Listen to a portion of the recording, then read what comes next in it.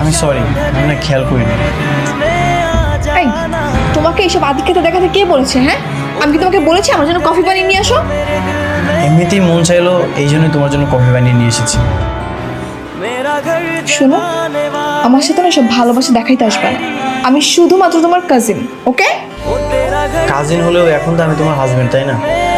আচ্ছা, বরফ না দিলে আমি তোমার জন্য পানি নিয়ে আসি, পানি দাও, একটু ভালো লাগবে। তুমি কি চাও আমার ভালো লাগুক? কেন চাইবো না, সেটা তো অবশ্যই চাই। তাহলে এক্ষুনি রুম থেকে বের হয়ে যাও প্লিজ। আমি আর কখনোই তোমাকে বিরক্ত করবো না, তোমার সামনে যাব।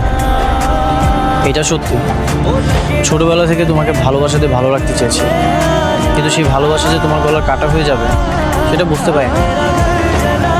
আসলে একতরফা ভালোবাসা গেলেও ভালো থাকা যায় না।